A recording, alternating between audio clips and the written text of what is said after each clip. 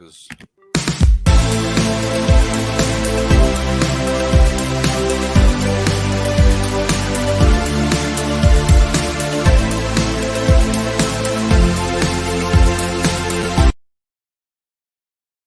What is going on, ladies and gentlemen? It is your boy, Sean Spencer, one half of that dynamic duo that is Let's Talk Football. And you see who I'm with. It's been a while, but my guy. Yeah, it's been a while, Mark. It's been a while. Nicholas, I want the smoke, Rosario. What up, Nick? Hey, how's everybody doing out there? It's been a little bit. Been a little busy with some stuff, so we can get into that later. But yeah, a little time off here, so I'm back, and Sean and I are going to do a little recapping here. So let's get it going. It's good to see everybody. Glad to be back, as it were. Absolutely, so thank you. Absolutely, I'm so glad to be back with my guy, Mr. Nicholas Rosario, after the draft. And I'm gonna be honest with you, Nick. I think the rest of the league is envious of what you guys were able to do in those first 10 picks. I'll let you go ahead and talk about it. Y'all know who you got first. And to cap on with your help, talk to us, man. How you feeling? Okay, so I am feeling good. So let me start by saying this, because I know some people are going to go, oh, but Nick, you wanted them to keep Justin Fields. You didn't want to draft Caleb Williams. Yes, I've been on record for months before the draft. I said it a bunch of times, okay? I thought we should have kept Justin, got some more picks and all that, okay? But we didn't do that. And so I, as a Bears fan, am going to accept what happened. Mm-hmm. It's all good. We got our quarterback, right? This is the guy everybody says we should have taken. He was the overall #1 pick for everyone in the NFL, right? Anybody who was first was going to take Caleb Williams. There was no doubt about it. This is what was going to happen. And so that's what happened. And so I'm not mad at it. Like, understand, I'm not mad at that, okay? I didn't hate Caleb Williams. Let's just dispel that rumor now. Yeah. Okay, I didn't hate the kid, okay? But I would have liked to have seen Justin Fields with a more complete team really get a shot at being an NFL quarterback. So I hope he does well in Pittsburgh. I don't know what will happen there, but hey, that's a different story for now. So yeah, #1 obviously took Caleb. So far, he's been around Chicago, went to the Cubs game, he's been around doing that claw thing everywhere he goes, taking photos with everybody. So, he's fitting in, people, he's putting his face out there as the face of the franchise, right? #1 overall pick. Bears haven't had one of those like pretty much almost just about ever. But, again, that's another story for another time. But, yeah, so Caleb, #1, let's get it going. You got to root for the kid. I mean, it's your quarterback. You got him now for probably 5 years. So, yeah, let's get it on. I mean, this is it now. This is the position the Bears have never been really good at bringing along, at getting them to really progress in any kind of real manner. Like, every quarterback draft pick we've had is somehow, for whatever reason, just kind of fallen on their face or just hasn't done well. Yeah. So I really hope that this changes now with having Caleb here. Like, Greg, Shane Waldron, you got a task ahead of you, friend, because we've never had. Yeah, I mean, we are not known at all for developing quarterbacks. So this is the one time we get to turn that around, my friend. Mm-hmm. Yeah, so then obviously at #9, which, again, I was hoping he'd be there. And if he wasn't, I would have hoped we would have went defense.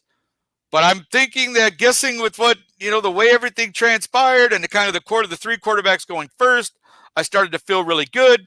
The Cardinals take Marvin Harrison, which you figured they would do it for. So then you're like, all right, this is getting better. Chargers take Joe Alt. You go, all right, another notch. Rome is still there at 9. Right. 6, 7 go by. You go, look at this. Oh, snap. And then the Falcons, well, they did what they did. Right. Handy, I don't know, bro. But I still don't know what the damn Falcons did at 8. But okay, you got Penix Jr. now. Congratulations. Don't know what's happening there, but all right. So that #9, I went, oh, look at this. The light, right. The light shine, right? The light, he's like, hallelujah, hallelujah. So there we go.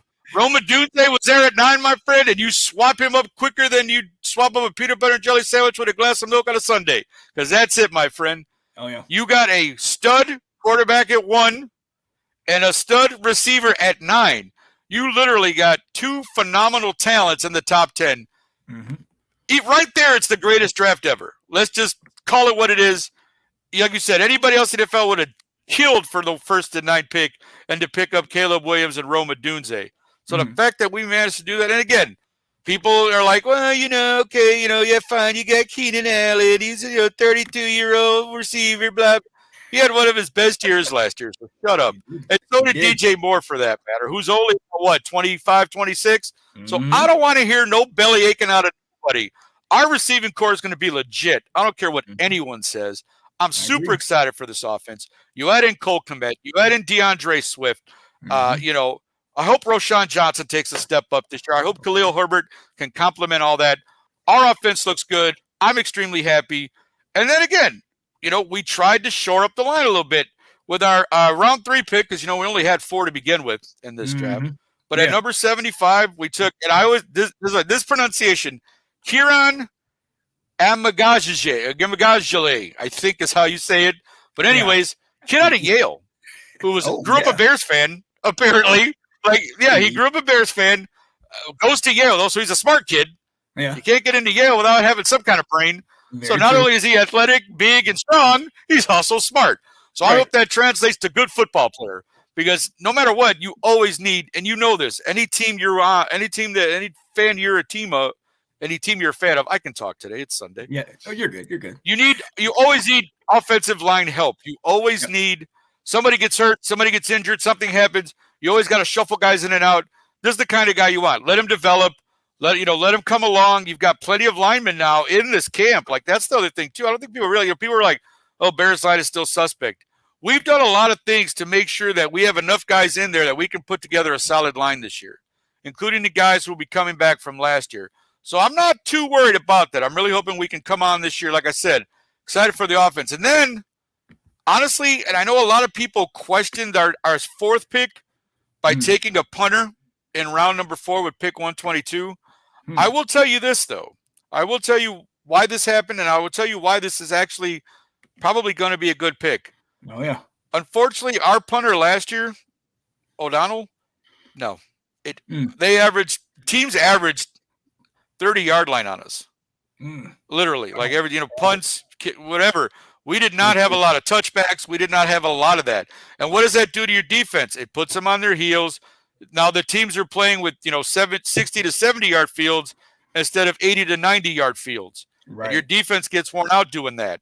So this kid, Torrey Taylor, best punter in college, everybody said so, out of Iowa. Yep. So I wasn't terribly upset given we only had 4 picks, and I knew we still had, we still have money in free agency to do something. So at first I was like, let me see what this is about. And I did so again. I looked a little bit around. I was like, okay, best punter in college, according to just about everybody.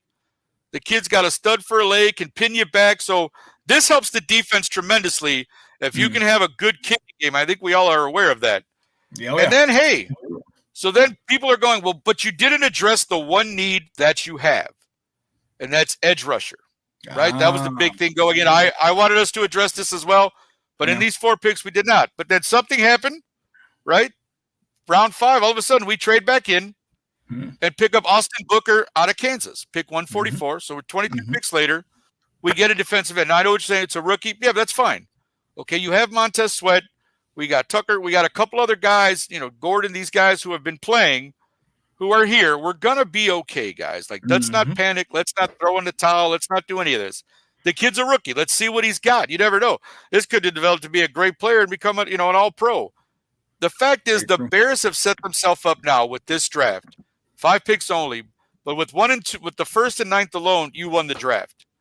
Then, like I said, you had a solid kid at offensive tackle at 75. You get your punter, helps your defense. You get another defensive end in there, edge rusher to get in there. Like, I really feel like the Bears are set up for success this year. Like, the defense was really not too many. I think our secondary is going to be our strength. I've said this for the last 3-4 months. Our linebacking core is still good. Edwards, Edmonds, Morrow, like, we're good. We're good at linebacker.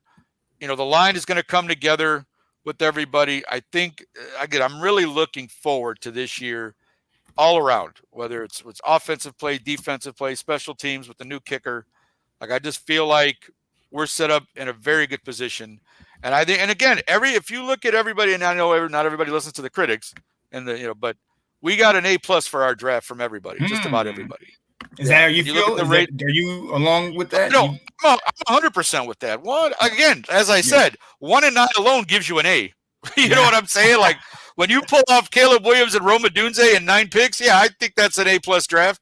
So even that alone, really, but most of the critics and experts gave us an A+ on our draft, said our team is definitely improved. So I'm happy with that. I'm good with that. And again, only 5 picks, but we made it work for us. We filled holes, got what we needed, and ready to rock and roll. Oh, I love that. I absolutely love that. Feeling good. Well, look, so I sent that out to a couple people to see if they wanted to hop in. And I'm glad we got to talk to you about yours. And I'm going to bring in our guy, Nathan Snell. Nate Dog. Yeah. Big Nate Dog. How you doing, my guy? What's up, y'all? How y'all doing? Good. How are you, sir? It's been a while. Good to hear from you. I'm doing all right. Thanks. Good to see you, Nick. Looking good, buddy. Thank you, sir. Thank you. I try. Oh, yeah. Oh, absolutely. Can't keep a good man down. That's what I heard. That's what they tell me. Come on, man. I just realized, Nick, there's a... Hey, man, what's with the Broncos in the corner of my screen? But Hey, Tito Winter is not here, sir. I don't know what you're trying to pull. Tito Winter is not here. Please remove... I love Tito. I love Tina, but please remove that Bronco from the corner. Thank you very much. That's much better. Thank you, sir. You see, this is what happens, Nate. Oh, you know what? I'm not gonna do that. You want me to leave? You want me to leave? You want me to go? Don't you dare put that Commander's thing up again. What are you doing? Let's go. What are you trying to play with, sir? Let's go. Is right. Talk about what we got. Matter of fact, all of us in this got a little something going. But look, we talked about the Bears and their 2024 draft. Obviously, they got an A. Hey, Nathan, we're glad you can join us. I didn't spell Baltimore right, but talk to us about your draft. I would say, I think for the most part, this draft did a couple things. This draft addressed depth. When you had almost 23 free agents going into this off season. The biggest thing that was tested was Baltimore's depth. I think looking at it, I value offensive linemen. Okay, Kevin Zeitler and Morgan Moses are respectable veterans, but they're older and coming into the season not confident with Ben Cleveland, but in retrospect, Ben Powers now.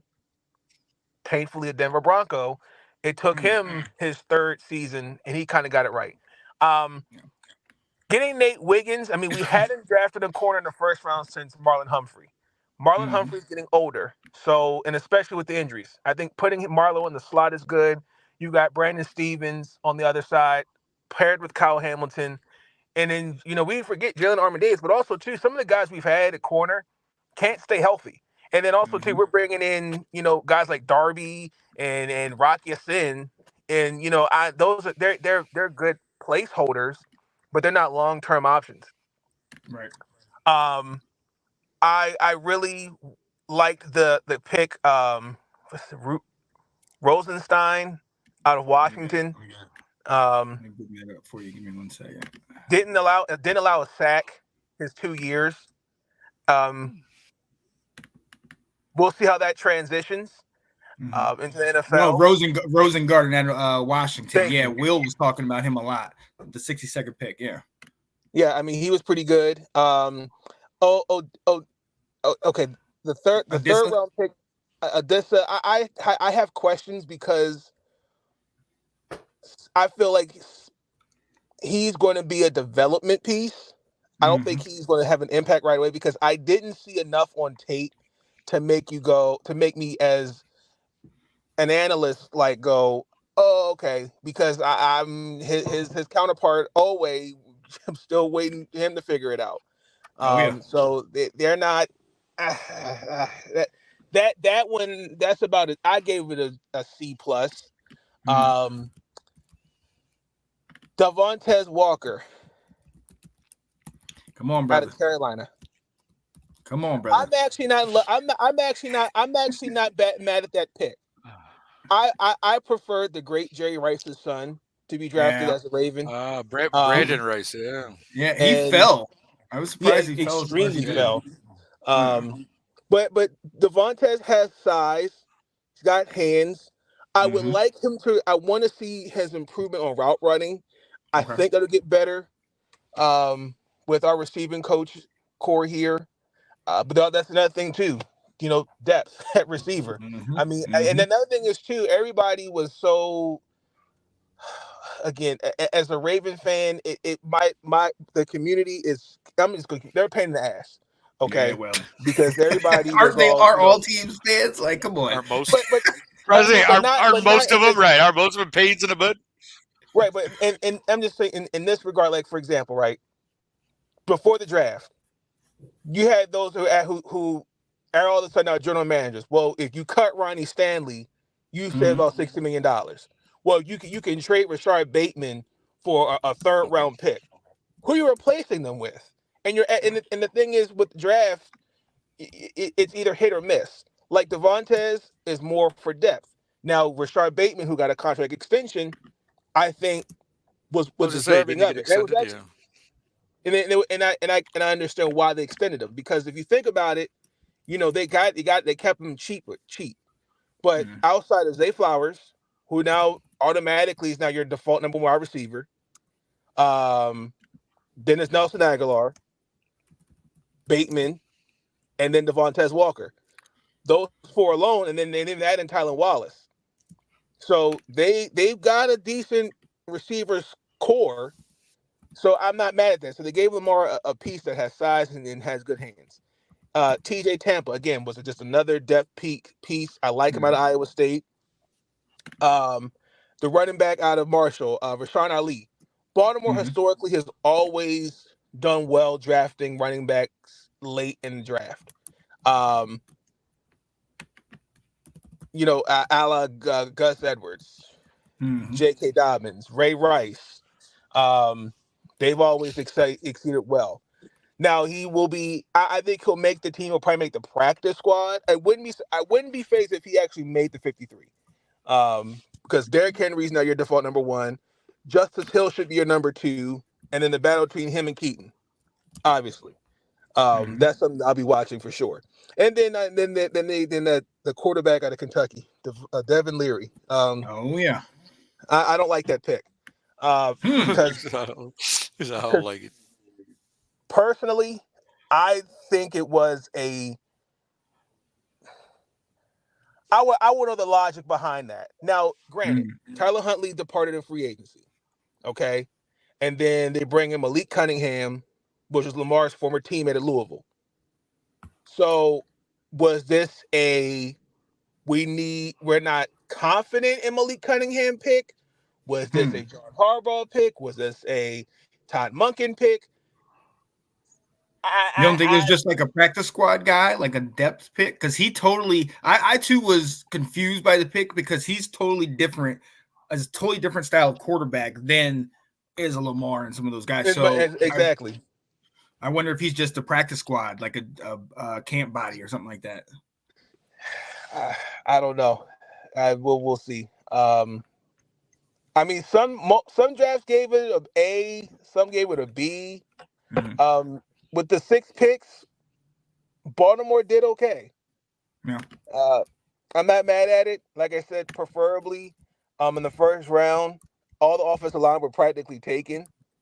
I would have preferred somebody other than Isaac, but I think he'll be fine. I think he'll be okay, especially now that Zach Orr's the defensive coordinator. I think he's going to elevate his guys differently than McDonald did before he departed for Seattle.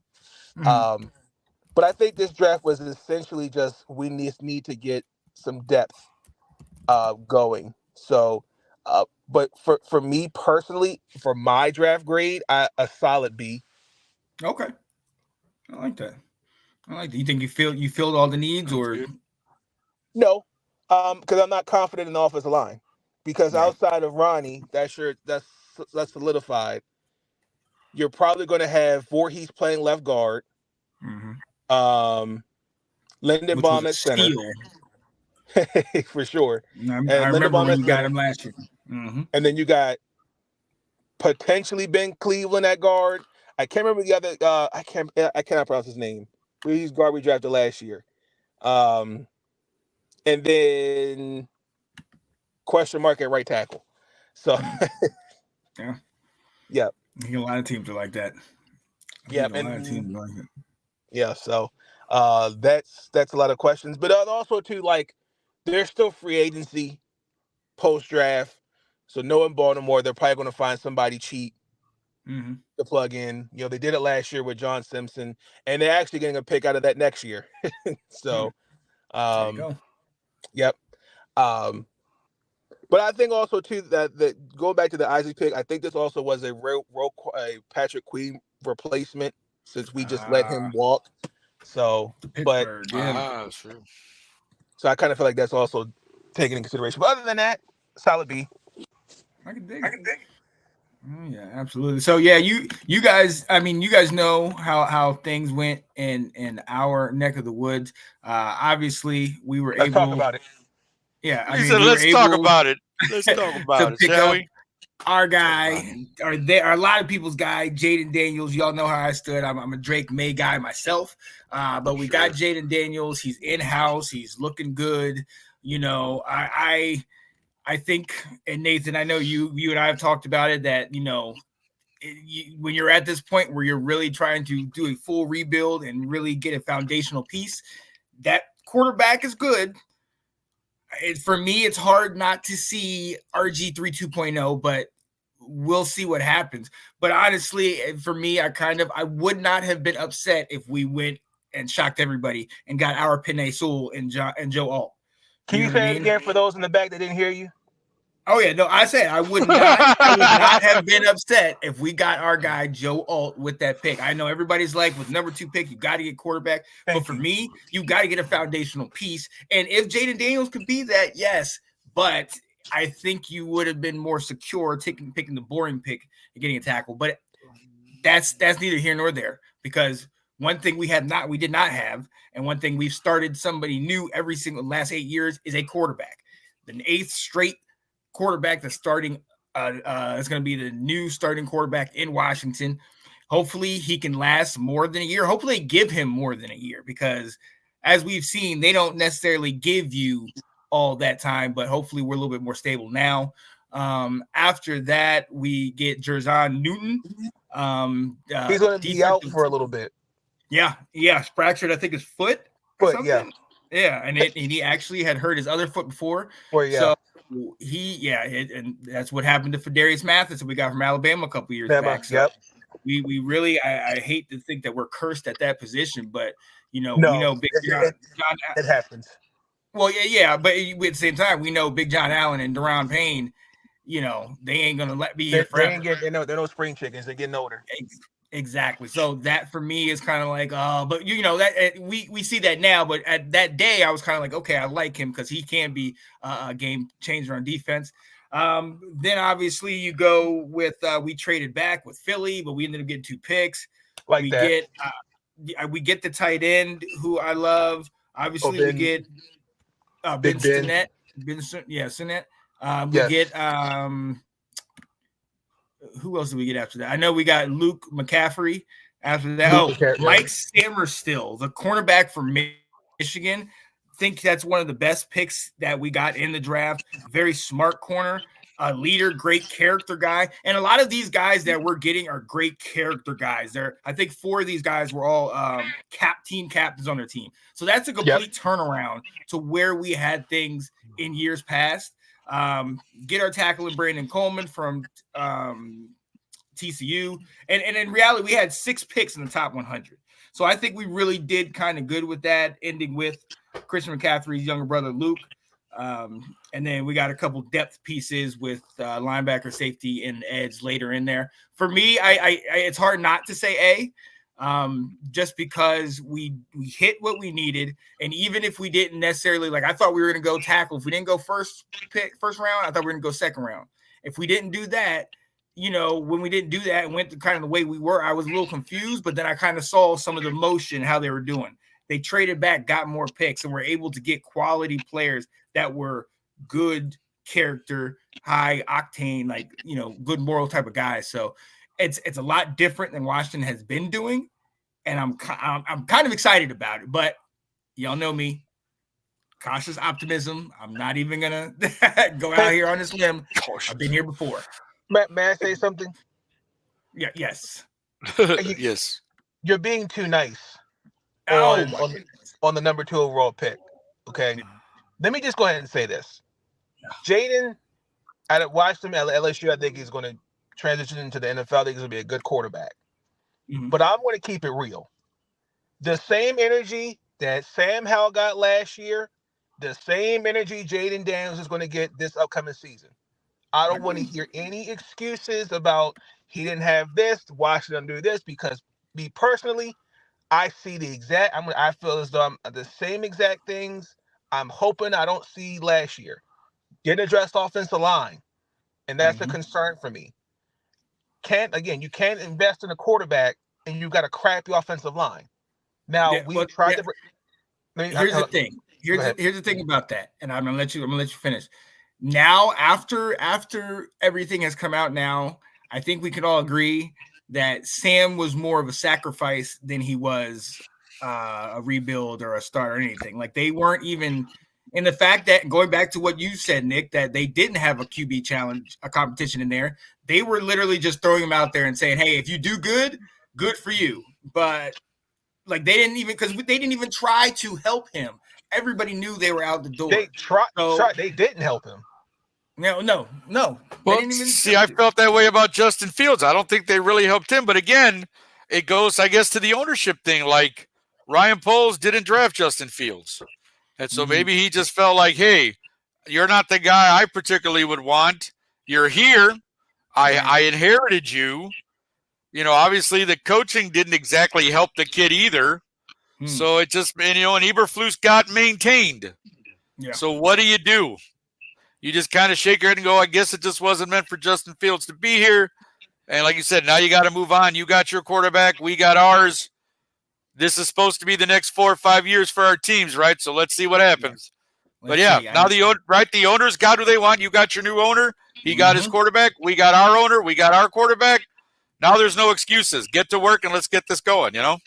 But in fairness, though, don't tell me owners or GMs don't listen to media-driven narratives. Don't tell me they don't. I'm sure you have to, because everybody is always in your ear about something, Nate. You know that. Like, no matter what it is, you're going to hear this stuff. It's broadcasted everywhere. Everybody's got their damn opinion. Everybody tells you what you should do. Right, Mel Kiper? I tell you, for the first pick in the draft, you got to go by Fahrenheit. Shut up. Like, nobody cares. Right. It's true. Like, just shut the hell up. Like, yeah, it's in reality, shut up already. Would you? In reality, you see the different rule changes. You see the different ways that they're playing the game. It's becoming more of a fan-driven league. It's becoming 100%. The new tackle rule alone. Can you even tackle a guy anymore? Just pull on his waistband and tell him to go down. It'll be easier. Yeah. You'll avoid a penalty. Just be like, here, I grabbed you. Go down. Okay. Like, seriously, you can't even tackle it. Yeah, 100%. You know how many penalties we're going to see? I guarantee you. First week alone, you're probably going to see penalties like triple just from the tackles alone. Right. Honestly, and instead of giving them more preseason games to work on that, you give them less and then throw them out there potentially for more games. It's just you can see it's becoming more of a business, and these are more of people and property being moved as opposed to these are human beings with lives and things like that, and it's kind of frustrating. Yep. Real quick, since we're on the rule changes, the NFL decided to change the kickoff rule. What do you guys think about that? It's stupid. That's my answer. Can I be honest for a minute? Yeah. I don't think I actually read it all the way through. So can you help me out with exactly what the change was? Because I didn't really delve into it that hard. So I think the rule is, it kind of got it from the XFL, I think it is. where okay, you kick it. I think you start. I forgot where you start. You kick it. You give the right, returner kind of a head start, and right. then you gotta try to tackle him. So it's Oh, like you get. So it's Okay, I like got they're you. both set. So like you have the kicker out here on whatever the 35 or whatever, and then you have the returner out there. But then the other Yeah. lines are like with like 5 yards apart, and they're all just facing each Oh, other. And it's that's all. like, all right, once the Okay. returner touches the ball and goes, then they Yeah. can engage. they can engage. And that's kind of goofy. But It is. Oh, we're gonna see it the first week. Like I said, this is gonna be a lot of fun with that change, the tackle change. Like week 1 ought to be interesting in the NFL. Let's just say that. Absolutely. Hey, and speaking of that, obviously we know that the actual schedules have not come out. However, the list of teams that will be on the opponents that we'll all be having are out here. We're gonna start with you, Nathan. We see. Wait a minute. Where's my? Sean lost Where it. am I? What happened? Okay, am I here? Okay, I'm still here. I can see you. Cool. All right. Can you dig So, it? all right. You dig it, You Cicero? see, I can dig it. We see your schedule. Obviously, at home, you got Cincinnati, Cleveland, Pittsburgh. Obviously, those are the guys you got to face. Denver, the Raiders, Philly, lost to Washington, obviously, and then you host also. Oh wow! Buffalo. Take that. Let's start it now. And then away, you got the Bengals, obviously Cleveland and Pittsburgh, the division ones. You go on the road to Jerry's World. You have to go to Kansas City. You go to see Jim Harbaugh and the Chargers. And you also face the Giants, a playoff rematch against the Texans, and then the Tampa Bay Buccaneers. How are you looking at this schedule? And if you can give a way, way, way too early prediction, what would it be? It's giving fixed. I already know, like the Kansas City game, that's going to be a struggle. Well, Jerry Road, it's the Cowboys, so I'm not worried about them. Houston's look is out for payback after losing in the divisional round. Cincy, Cleveland. Realistically, that's about 12-6. Let's see it. I can absolutely see it. Winning the division or winning the division, lose in the second round. Okay. I can dig it. And obviously fielding still more questions about your quarterback because that never stops. Well, no, that'll never stop. But I mean, it's more about the window is officially closed, in my opinion. So it's all good. Okay, we're gonna need to dive into that a little bit later. But look, we gonna go ahead and move. Wait a minute, why is this not showing on this list? Give me a second, ladies and gentlemen. Oh, ladies and gentlemen, give me a second. The man is trying. What in the world? It's a Sunday. What can you do? It is a Sunday. By the way, happy Mother's Day to all the mothers out there who may be watching. It is Mother's Day. Happy Mother's Day to all of you. Thank you for getting ahead, my friend, because I was going to give us a segment at the end. Sorry, my bad. My guy. Hey, this is what I do when we got a break in the action. You got to keep it going. So you got to come up with something to keep it going. So that's the first thing I went to, sir. So you're talking to a guy who used to work in television. This is what we do, brother. You got to keep it moving. Keep it moving. But anyways, happy Mother's Day to everyone out there. Absolutely. Love you guys. Absolutely. All right. Because you give birth to guys like us, so you already had your work cut out for you when you gave birth to us. So there you go. Come on now. It's your day. Celebrate. There it is. This one then. There it is. All righty. You guys can see it now. All right. Well, here we go.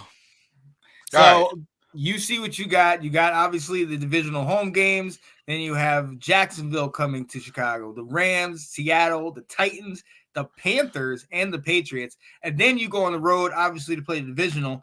But then you go on the road to play the Cardinals, the high-powered Texans team, a Colts team that's been proven, and then San Francisco, and then obviously a loss because the rematch, the revenge tour is happening this coming year, baby. We coming back. Oh, no man. You're worse than a broken record. Listen to you. Anyways. Wow. All right, there it is. There it goes. You got another. Well, Hey, you got another coming this year. You're gonna get smacked again. So just accept that for right now. For right now, just accept that. Right. Here we go. The game I'm looking most forward to, of course, is Houston. I think this could end up being depending on what week it is. Because if it's early in the season, we may still be finding our footing. But if we get Houston second half of the year, that could be a game to really watch. I'd really be excited for that game if it was in the second half of the season after like game 7 or 8. I'd really be excited to see that one. But hey, I'm looking at, we'd probably split with the Lions, split with the Packers, hoping we could sweep Minnesota. I think they're going to be the fourth team in it. I know people are going to go, but I still think we got some work to do. I've got some work to do. I'll still put us third for now till I see something otherwise. So that's fine. I think we split with Detroit, split with Green Bay, finally get a win against the damn Packers for once. I hope we could sweep Minnesota. Real quick, Jacksonville, don't know what's going on there. I mean, yeah, there's stuff. Trevor Lawrence is back, of course, but there's a lot of question marks after what happened last year and the way they folded at the end. That could be a victory. The Rams could be tough given, all the draft picks they had. Good Lord. Talk about trying to, really rebuild your team. They had 12 draft picks, 11, 12 draft picks or something this year. Seattle, don't know what's going on there. Tennessee, who's starting quarterback week 1? They got 3 of them. Let's see what happens. Carolina, I don't know if they've improved enough yet. I think that's a victory for us. New England, we get to see your boy, Drake May, come to Chicago, bro. That could be fun. That could be fun. Might have to go out there and see that. Right, you may have to come out for that one. Cardinals, how's Kyler Murray going to be with his new weapon? Got Marvin Harrison Jr. That could give us some trouble. Like I said, Texans, that could be a phenomenal game. Colts are much improved. Go Indy. Hey, I don't hate them. San Francisco, obviously they are who they are. That could be a big test for us. Could be a big loss. Then, of course, the victory we're going to have against the Commanders. So I want to hear it. I'm going to go. You know what? I'll be honest. I'm going to go for a modest 10-7 right now. Oh, well, just looking at this, the way it's going, some of the work we got to put in. I'll say 10-7, but I'll say we squeak into the playoffs as a wild card team. That's what I'll say. Love that. 10-7. Yeah. Love that. I'll go. I will go that far right now.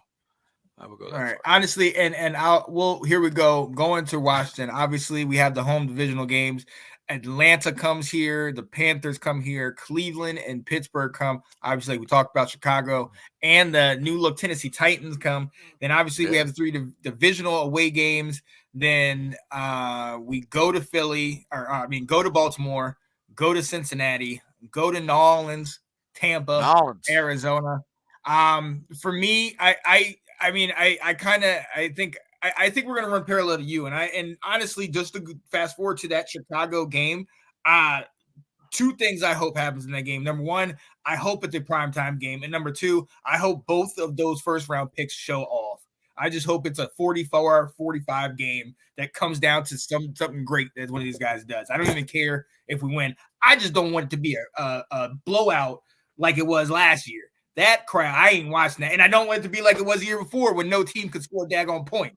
So 12-7, right? Yeah, you know what I mean? Right. With Carson Wentz in the daggone game. So I definitely that's one I can see also. And going fast forward into Baltimore. I think this is a game that I don't think we win this game. I think we stay in there, but I think Baltimore still has that veteran, leadership and that veteran and that kind of we've been here before and we're going to be trying to get our footing. I kind of agree. I think 10-7, maybe 11-6 or I feel like we could split with Dallas. I still don't trust the Giants. I think we can take 2 from them. I think we could potentially take a split with Philly. Like you said, the Panthers, I'm not really sold on. Atlanta, I've always been told if you have 2 quarterbacks, you don't have any quarterbacks. Like if you have 2 starters, you don't have right. And they really don't know what they're doing, getting 2 injury prone dudes. Pittsburgh, I'm worried about. Tennessee, I think is going to surprise some people this year. Cleveland, as long as Deshaun's there, until he comes back to form, and then I want to see what Chubb looks like this year. I think that could really see their defense. I think is going to be elite again, but I want to see what their offense brings. But going to Cincinnati, going to Tampa, those 2 games, I'm really kind of I don't know. And same with the Saints. Like I think we could beat the Saints, but Cincinnati, I think we might lose to that one. Tampa, I think it's a throw up there, and same with Arizona. Like I feel like we can win a lot of these games, but I think for me, I honestly feel like this is just going to be, and I hate to say this, but I think it's just going to be a repeat of the RG3 year. I think we're going to have a slow start off like 3, 4, and 6, 4 and 7, something like that. And then he's going to catch fire late in the year. And then, we make it to the playoffs on a wild card or something to that nature. Which I guess I'm okay with, but for me, if we go 5 or 6 wins this year, I'm fine with that. And I know that's hard. Everybody's like, really, you'd be fine with that? Well, yes, because what I want is for us to get back to the glory days. I don't want this 1 year thing. That's what my biggest fear is. I don't want this RG3. Let's go one great year, then he gets hurt, and then he comes back and he's the head. He's doing all this and that. I want us to build up a dynasty. So we are the San Francisco or the Chiefs, or where it's every single year we're in there knocking on the door. You know what I mean? Yeah. Instead of I'm 100% with you, man. That's what I want for the Bears. Like you get tired of this, like you said, and how much in the last 7-8 years with the whole drafting Mitch, then drafting Justin about, oh, here we go. We got something going and these high draft picks, and then nothing happens. And then now we're in and again, the fact that we actually had a decent team coming out of this year into this draft and some of the additions we made through draft and a couple of signings, it's like there is no excuse anymore for me. This is Ryan Poles. Everybody's like, Ryan Poles has done a great job, and I agree that he has. But now's the time to put up. You know what I'm saying? This is it now. You've got the team you want. You got your quarterback. You've got your offense. You've got your receivers. You've got your backs. You got your tight end. You got everything you could want to make this a success. Mm-hmm. So anything less than success is absolute failure. And I mean failure. Right. There's no way this team should not improve on the 7 wins they had last year, considering what the team looked like last year. Right. So yeah, if we don't win any more than 7 games, to me that's a failure for this year. You should absolutely be better than what you were last year with what you had. So yeah, I'm totally with you, man. I want to start the culture of winning here again in Chicago, where every year we're in something. Whether it's we win the division, we make the playoff, whatever it is. But we need a run here where we're constantly competing every week and every game counts. None of this, it's the end of the season, we'll just throw in whoever. It doesn't matter if we win or lose. We're way out of it. No. I want us to be week 17, 18, right there, always in it, or already clinched, or heading and doing something. Because you just get tired after a while of just the same thing every damn year. It really gets tiring as a fan. Absolutely. You're just like, come on, what are we doing? So absolutely. I'm totally 100% with you.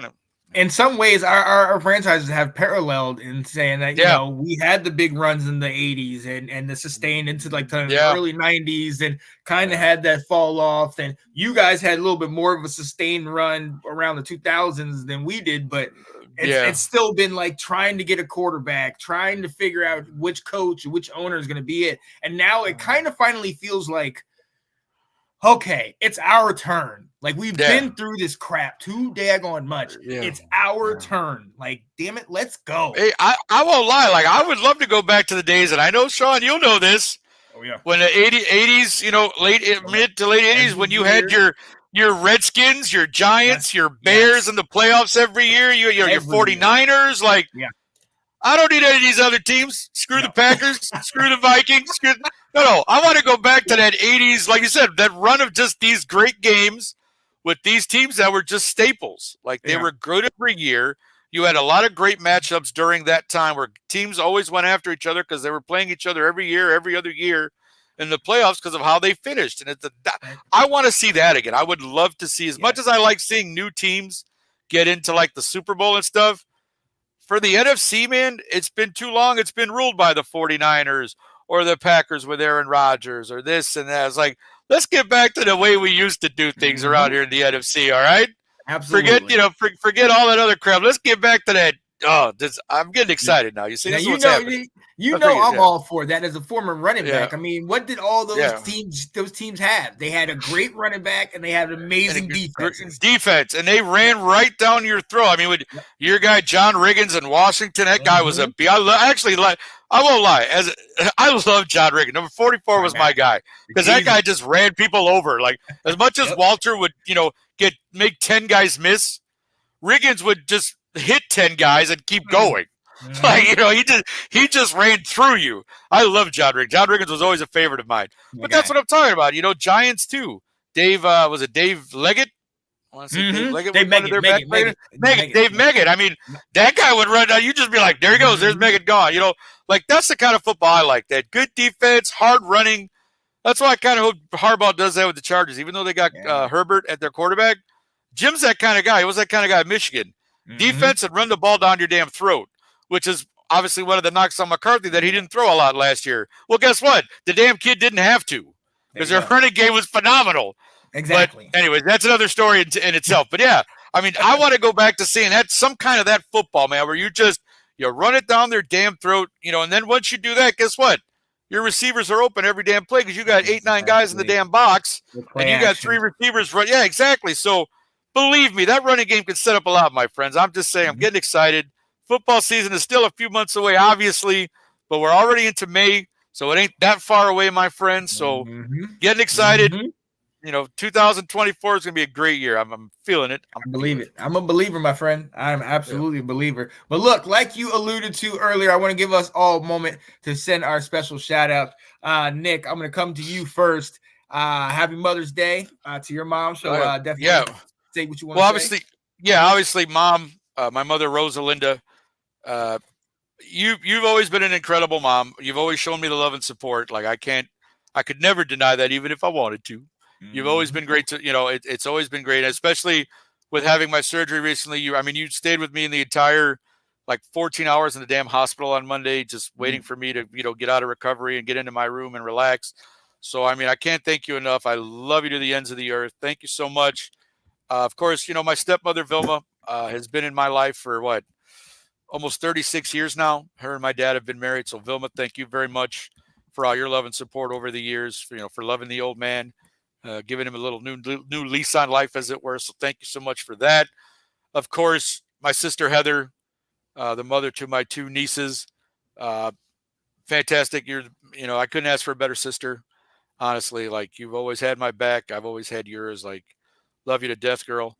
And then of course my niece Brianna, who also has 2 daughters now. I have 2 great nieces. Bree, you have, you have outdone yourself, my dear, doing it by yourself. I saw your mom go through that.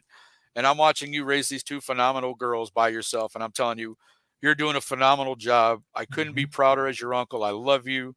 You're killing it. You got your full-time job. You got your girls. You're killing it. So those are the 4 main women in my life. Of course, to all my friends on Facebook who are mothers, you guys are the real MVPs. You do the real work every day. So thank you. Again, I know I've known a lot of you for years. You guys are phenomenal mothers. Thank you so much.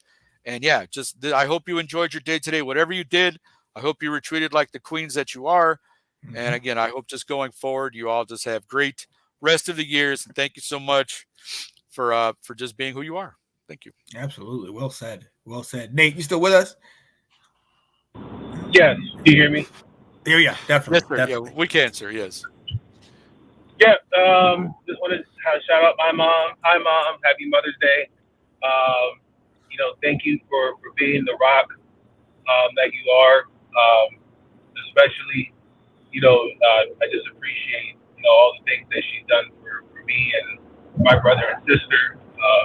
She's, gotten us through a lot. And, without her guidance, sometimes I may feel that her guidance may come from a place of, okay, Mom, you're doing too much, but it's all out of wanting me to be better, my siblings to be better than what she was. I'm lucky to have her as a mom, and there's days I ask myself is what I am today is not if it's not for her. So I'm just really appreciative of just her support and again just being that rock and especially to all my other friends. I got a couple friends who are moms. Appreciate what you guys do as mothers. It's not an easy job, and I'm amazed at what you guys do. just continue to just be, superheroes with the cape. And even I also want to take an opportunity to, to just shout out to those that today didn't get a chance to say Happy Mother's Day. Someone that may no longer be here. Right. You know, take the lessons that, whether it was your mom, your grandmother, your aunt, somebody that took you under their wing, and to make sure that where you are today, because they're looking down upon you, and they're proud of you. It's all memories, but always look at the good times of what they did for you. So I just want to shout those out that may not have someone to say Happy Mother's Day, Mom. So just take the moment just to appreciate the ladies, and Absolutely. Well said. Well said. Yeah, man. I second everything that both of you guys said, especially for those that have lost their mother or grandmother or a mother in their lives, man. Just condolences, and just lift your head and think about the memories, just like Nathan said. For my mom, hey, for all of you that I hit up every day, every other day about, hey, let's do a show, let's talk, let's do some football. When you're sitting here at random times of the night, I'm texting you about football. You can thank my mom for that. My mom loves the game of football, just absolutely is just enamored with the game, and her passion for the game obviously has rubbed off on me. My mom is sometimes the only person that I can talk to. My mom, I can't hide anything from her. She absolutely is the joy of my life, the rock of my life, and honestly, it's hard to she moved back home to North Carolina, so I'm 4 or 5 hours away, and it's different from not having her right in the backyard like I used to, and seeing her when I did, and even then it's like I didn't do it as much as I could have in hindsight. Now that she's gone to North Carolina, still with us, but gone to North Carolina. But right, just so all the moms and the moms in our group, shout out to Kate, shout out to Janae and Sarah, shout out to Ash. I'm trying to think any other moms I'm forgetting. Right, who else we got in the group? Right, who else do we have in here? Right? Family. I mean, just all the moms that just are represented. That just shout out to y'all, man, because what y'all are able to do with help or without help is just it's absolutely remarkable, and you do not get enough love and praise and attention. You deserve far more than you get, because you are truly selfless, and you give and give and give and give. So let's lift our moms up, pamper them, take care of them, do all that you should do. And if you aren't able to see them for whatever reason, like myself, make sure that you get a bunch of stuff and send it to them. Make sure that they get it so they still feel loved, even if you can't be there in present. So with that, ladies and gentlemen, we want to say thank you for jumping in here with us and rapping with us. We've had a couple of you watching the entire time, and show that just was something I wanted to do to talk to my guys, and almost ended up being an hour. But whenever I get with Nicholas, I want to smoke Rosario, and Mr. Really Nathan Snell, really, whenever I'm with these guys, the conversation goes and flows, and I love every minute of it, man. So you guys, anything you guys want to say? Nick, roundtable, any updates? Not right now, I'll be honest. For those, and in case you guys weren't aware, real quickly, the roundtable's been off for a while. I had weight loss surgery last Monday, so I've kind of been dealing with that the last month and a half kind of thing, preparing for that and getting ready for that and everything. So roundtable has been off, but have no fear. We will be back. Like I said, football's almost upon us. Training camp will be starting, not as sooner than you might think, my friends. So we will be back. Oh yes, we will be back. Look for that. And again, thank you all for the messages, the love and support I've gotten while I have been home this past week, recovering from surgery and everything. So thank you so much. And we'll be back soon. Don't you worry about that. Absolutely. And Nathan, I know talk to people about. I know you're finishing one class, but I think you're starting your last one. Yeah. Right? So I attend the University of Maryland online global campus. I just completed my spring semester. It's over. Nice. Now I have my capstone, which is a 15-week requirement for all graduating seniors for their bachelor's. And I will receive my diploma in the end of August. Yes. Very but nice. The graduation is not until December.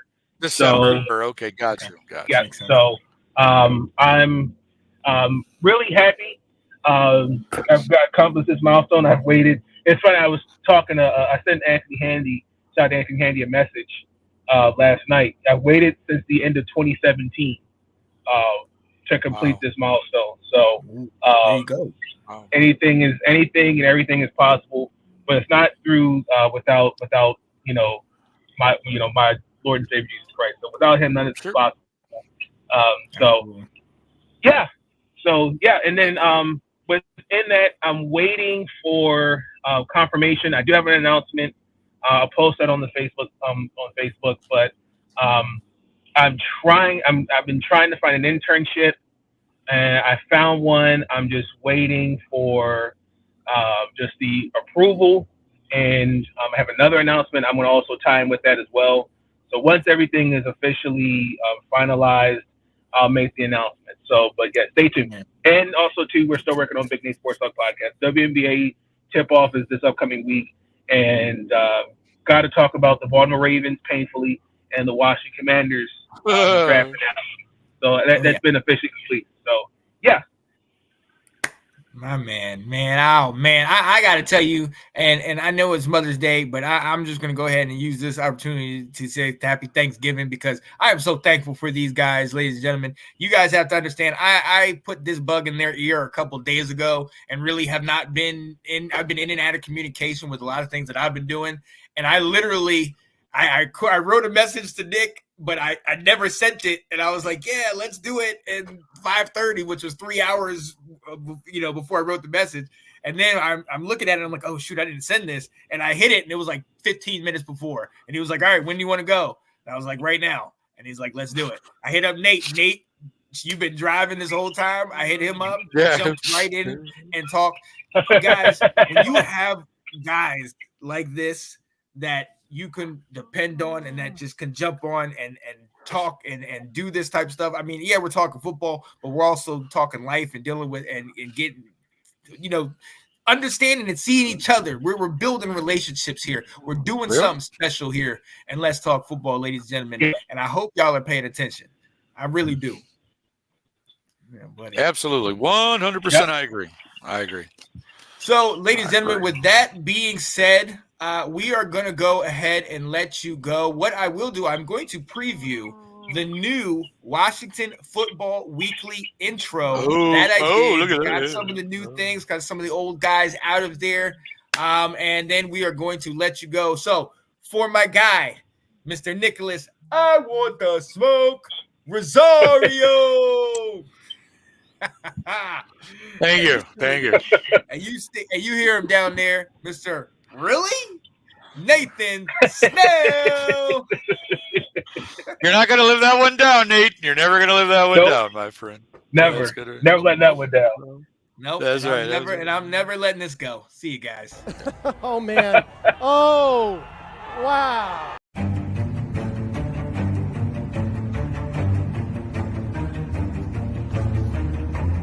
Welcome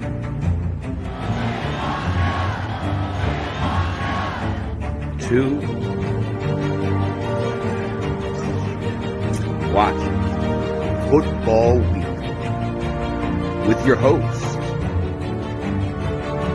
one half of that dynamic duo, Sean Spencer, and South Carolina's finest, Will Kramer. Don't play us if you're undefeated. Where we celebrate past success while looking to a bright future. There's a youth movement in Washington, and they're ready to take the reins. Led by fire. Play aggressive, D. It's a new day. New dawn. No longer the laughing stock. It's time to take command. What? Really? Let's go! Tar Heels! You already know what it is.